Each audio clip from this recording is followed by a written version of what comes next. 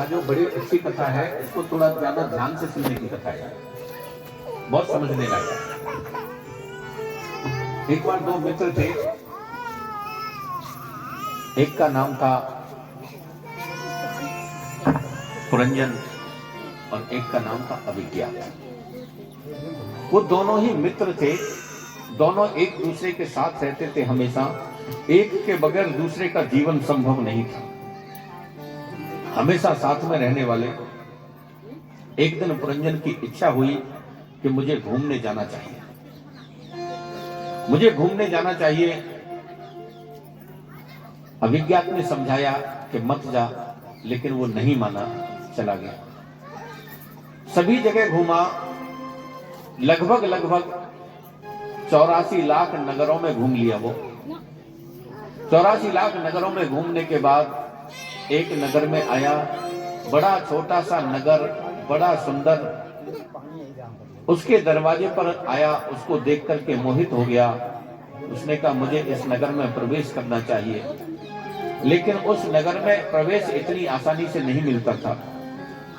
पूछा भाई इस नगर में प्रवेश कैसे मिलेगा?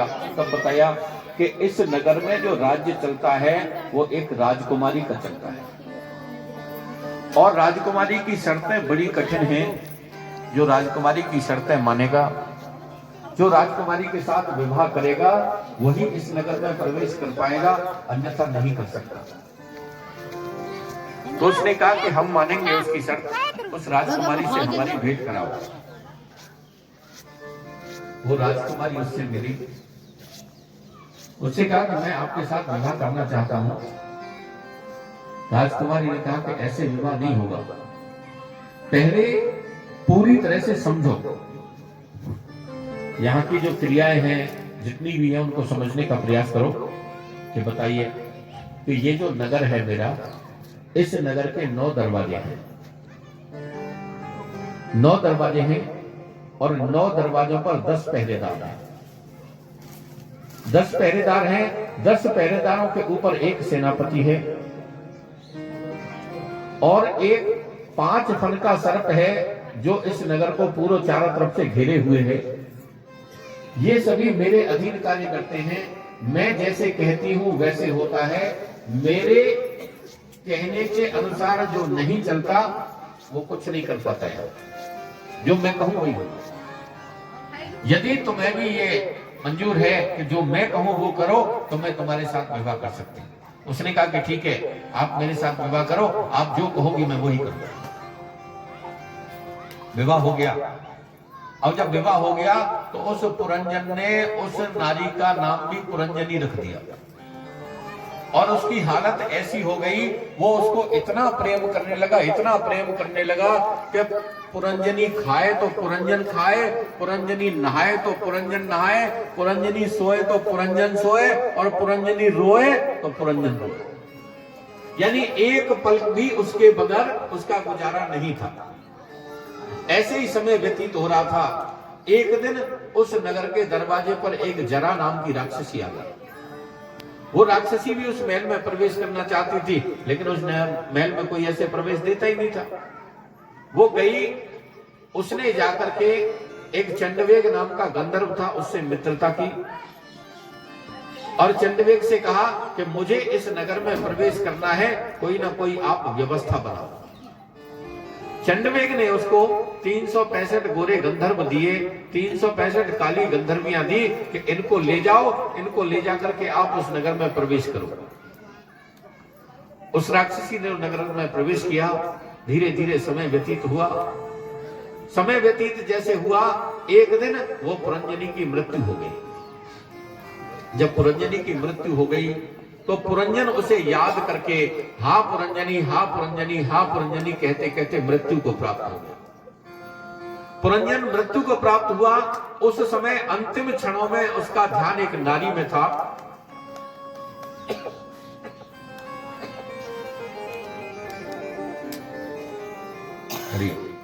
उसका एक ध्यान नारी में था, और श्रीमद् भागवत कथा बताती है कि अंत मतः सा गति, अंत में जिसकी जैसी मति होती है उसकी वैसी ही गति होती है। वो अगले जन्म में एक नारी बना, जब कन्या के रूप में उसका जन्म हुआ, वो कन्या बड़ी हुई, उसका विवाह एक राजकुमार के साथ हुआ। लेकिन कुछ ही समय बाद उस राजकुमार की भी मृत्यु हो गई, और जैसे ही राजकुमार की मृत्यु हुई तो उस कन्या ने कहा कि मुझे भी सती होना है। अब वो कन्या उस राजकुमार के साथ सती होने के लिए बैठी है, तभी जो उसका मित्र था अविज्ञात, उसको याद आई कि तेरा एक मित्र था पुरंजन, उसको देख कहां है। उसने देखा तो वो सती होने के लिए बैठा है। वो आया, आकर के उसको समझाया, बड़ी मुश्किल से उसकी समझ में आया कि हां, तू मेरा सच्चा मित्र है, तू मेरा परम मित्र है। और फिर वो दोनों उसके बाद गए और फिर हमेशा हमेशा के लिए एक साथ रहने लगे। ये कथा श्री नारद जी ने और राजा प्राचीन बलि को बताई। अब आपकी कथा समझ में आ गई है? वे नहीं आई हो गई। अब इस कथा का पूरा सारांश समझो कि ये कथा है क्या। जो पुरंजन है वो तो है जीव, अविज्ञात है परमात्मा। आत्मा और परमात्मा दोनों का मेल है, दोनों कभी अलग नहीं रह सकते, दोनों को मिलना ही पड़ता है, एक दूसरे के पूरक हैं दोनों। परमात्मा आत्मा को कहते हैं कि तू मत जा, मत भटके पृथ्वी पर, लेकिन आत्मा नहीं मानी, वो घूमी। तो जो 84 लाख नगर घूमे थे वो संसार की 84 लाख योनियां हैं। 84 लाख योनियों में घूमने के बाद में जिस नगर में, एक सुंदर नगर में गए थे, वो नगर और कोई नहीं, वो हमारा ये शरीर है, जिसके 9 दरवाजे हैं। वैसे कई बार भजनों में या वैसे बताया जाता है 10 दरवाजे, 10 भी होते हैं, पर जीते जी मनुष्य के 9 ही दरवाजे होते हैं। 10वां दरवाजा ये खोपड़ी का होता है, जो मरने के बाद ही खोला जाता है। मरने के बाद जब कपाल क्रिया होती है तब खोला जाता है। जब मर जाता है व्यक्ति तो उसको क्या बोलते हैं? पीछे से क्या बोलते हैं? राम नाम। तुम भी बोलो थोड़ा सा जोर से। डर लग रहा है बोलने।